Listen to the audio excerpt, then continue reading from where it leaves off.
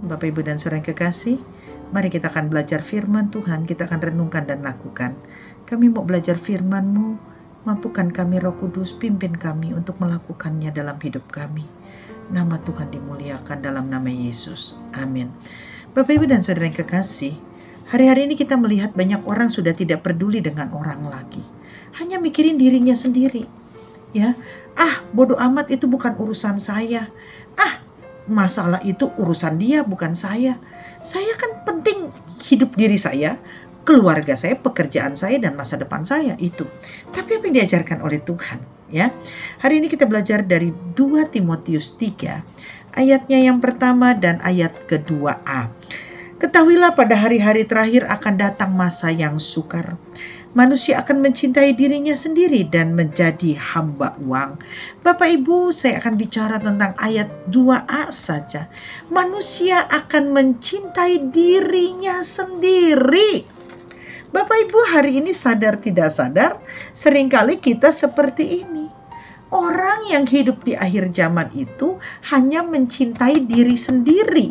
Sedangkan kita nggak mau peduli dengan saudara, dengan keluarga, dengan pekerjaan Tuhan, dengan kehidupan pelayanan. Kita nggak peduli lagi dengan lingkungan sekitar kita. Yang penting diri kita. Bapak Ibu, kalau kita seperti itu kita bukan orang anak Tuhan. Sebab Tuhan berkata kepada kita, Allah itu kasih. Oleh karena Allah itu kasih, maka kita harus hidup di dalam kasih Tuhan. Ya, 1 Yohanes pasal 4 ayatnya yang ke-7, saudara-saudara yang kekasih, marilah kita saling mengasihi, sebab kasih itu berasal dari Allah. Ya, dan setiap orang yang mengasihi lahir dari Allah dan mengenal Allah.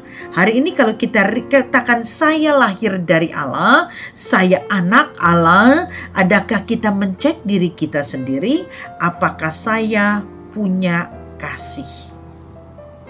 Ketika kita melihat orang susah, ketika kita bisa menolong, apakah kita akan berkata, saya akan bantu? Atau kita melihat orang dalam persoalan, dia butuh sekali jawaban. Kenapa orang banyak bunuh diri? Karena tidak ada orang yang mau peduli. Keselamatan kita sudah terima, tapi kita egois untuk diri saya. Gak peduli dengan orang. Padahal Tuhan bilang, kamu ngaku aku anak aku. Kamu ngaku aku bapakmu. Tapi kok anaknya nggak punya kasih? Hidupnya penuh dengan egois, diri sendiri. Bodoh amat, saya nggak mau peduli. Bodoh amat, yang penting saya suka, saya bahagia. Orang lain bodoh amat. Itu bukan anak Allah. Itu bukan orang yang mengenal Allah. Ketika kita bisa membantu orang, ketika kita bisa menolong orang, hari ini bukan saja duitmu yang engkau bisa gunakan, tapi mulutmu dan hidupmu. Hidup kita bisa menjadi berkat buat banyak orang. Betapa banyak orang yang frustasi, betapa banyak orang yang hidup putus asa hari-hari ini. Bapak Ibu, mungkin kau nggak punya uang, tetapi engkau bisa gunakan doamu untuk menopang dia. Doamu, perkataanmu, hidupmu menjadi berkat. Hidup kita ini jadi berkat buat orang lain karena kita punya kasih.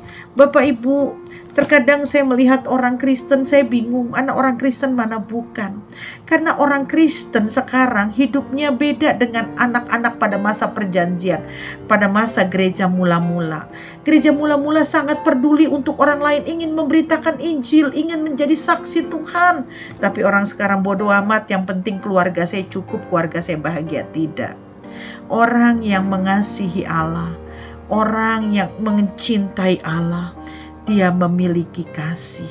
Hari ini dunia sedang membutuhkan kasih. Lihat saudara, orang-orang di Palestina, orang-orang yang ada di dalam peperangan, saudara kita yang kebanjiran, kelaparan, kita pernah peduli enggak?